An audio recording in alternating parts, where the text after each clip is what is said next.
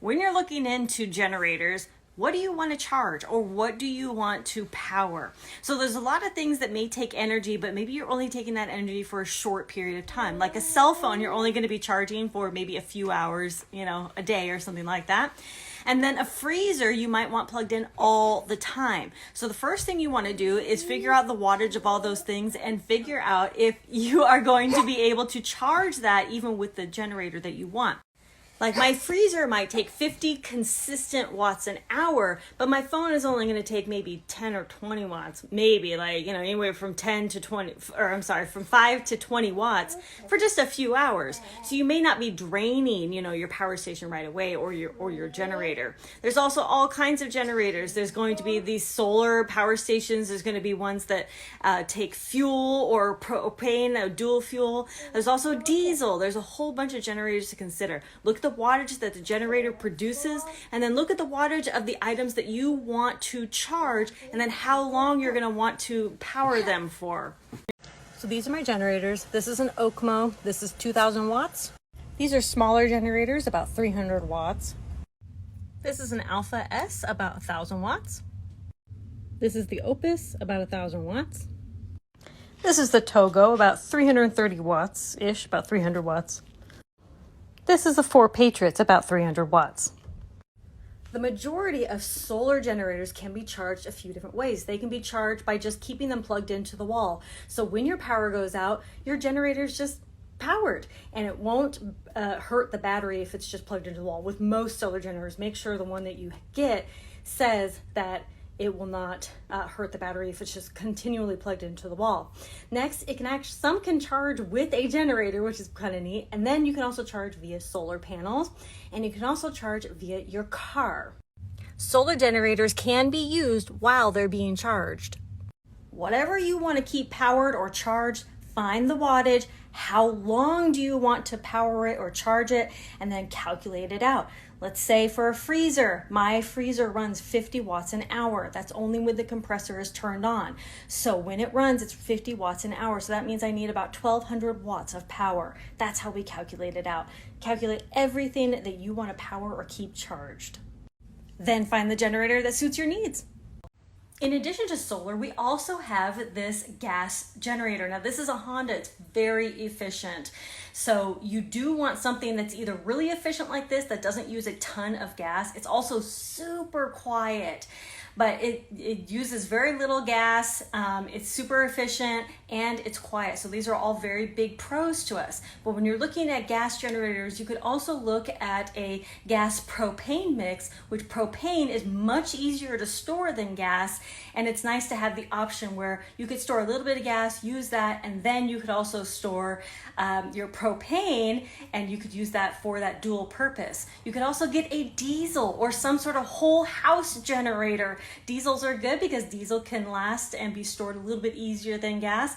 But in all instances, you got to figure out how you're going to be storing the fuels for gas, propane, or diesel generators, and whether that's going to be a good option for you in your situation. Here are some additional answers that I asked that were asked on my Instagram, and I answered. So I'll leave these up so that you can pause and look at them as you need to. Enjoy.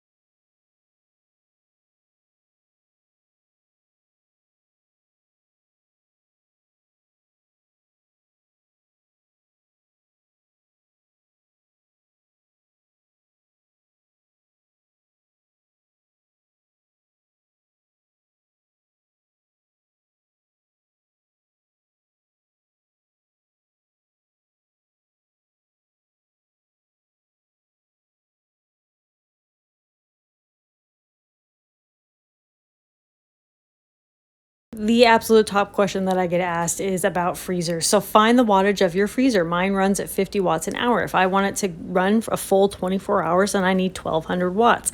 And keep in mind that I can absolutely charge the solar generator at the same time as charging other things, so that I can keep my freezer plugged in and I can also keep it powered. Now, right now, I actually have my freezer plugged into it. So there it is. There's the plug, whoops, going into our freezer. Just a little chest freezer. I will say though that our system, our whole home system was 1700 watts. We were able to run a fridge, a freezer, all of our lights. We had a microwave on sometimes. Like we were able to run basic things, our KitchenAid. We were able to do basically anything we wanted on our 1700 watts of power. Now, of course, we charged it every single day. We made sure it was charged, and that's what you're going to have to do with any power station. You have to make sure that you have ways to recharge it.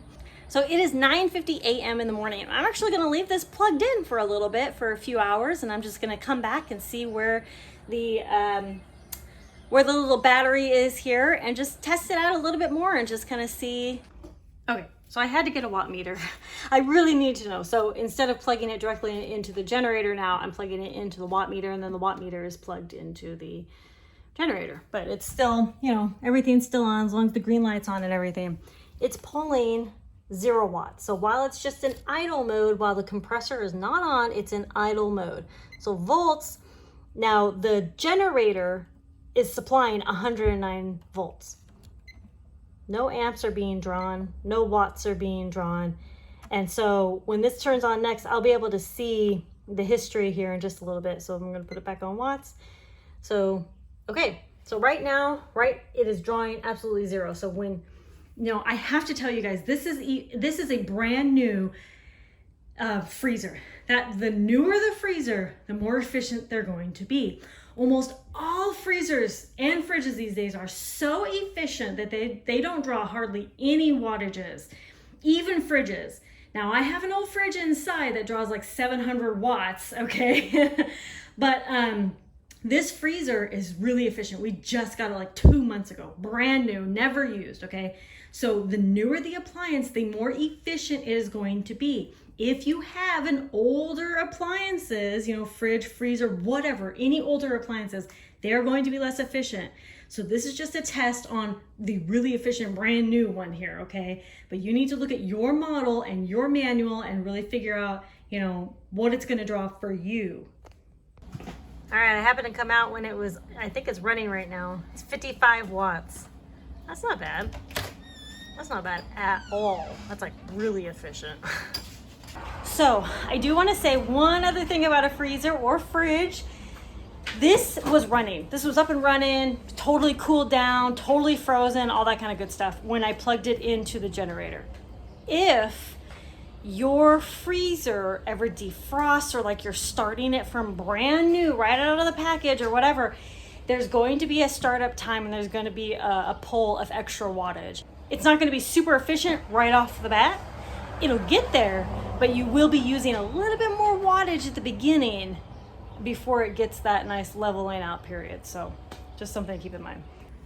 All right, it's been 10 hours since I plugged it in to the generator.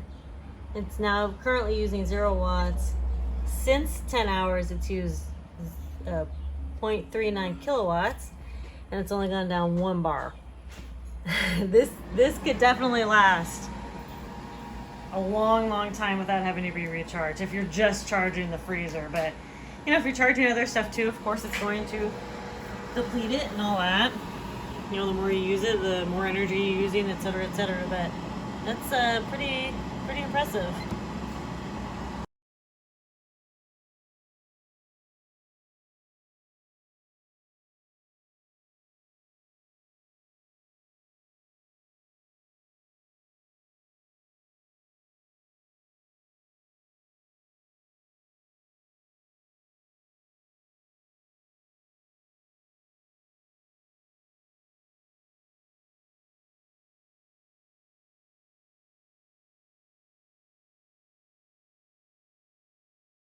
Lastly, in addition to looking up the actual runtime of your objects, of your freezer, whatever, you want to make sure that are calculating any startup power. Like if you're plugging in a brand new freezer that needs to cool down completely, then that is going to take more power than just the compressor running once an hour to keep it cool. Starting it to get cool and keeping it cool are two different things. So there is sometimes startup power, which we also must consider, with whatever you want to power. So look into the wattage of whatever you want to power or keep charged. And also keep in mind, like you want to run a freezer all the time, right? But if you want to charge your phone, you're only charging your phone for, let's say, an hour or 2 or 3, that kind of thing. And a phone will only take maybe like 10 to 20 watts, depending on your phone, or maybe less. So it just kind of depends, on what you want to power and for how long. Have several options. So we have a gas generator. We also have several solar generators. And in our area, solar generators work fantastic because we have lots and lots of sun. But you could be in an area that maybe doesn't get a ton of sun, but you could charge those solar generators multiple ways. It's not just charging it, with the sun. You can charge it. A lot of them you can actually be charged by the by gas generators. Propane's really good, full diesel. You could also consider full house solar power. We had a whole home setup, which was only 1,700 watts.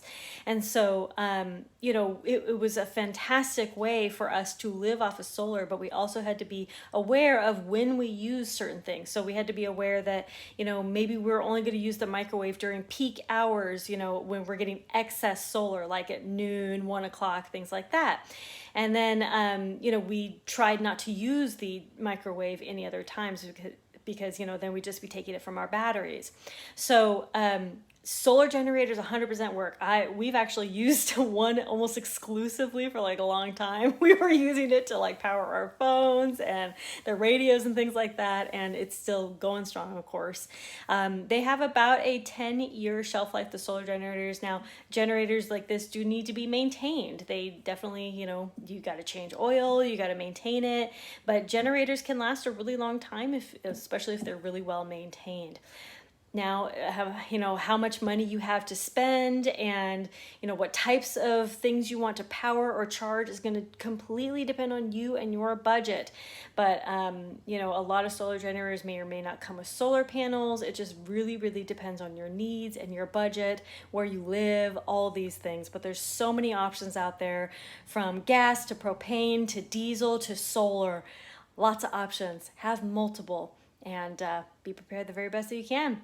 And don't forget, the type of fuel that you're going to be storing. Like I said before in that quick reel, you're going to be storing gas, maybe for a year, even with the shelf stabilizer. And then propane can last a lot longer than that, so dual purpose is really good. But this is also a Honda, so it's very efficient with gas.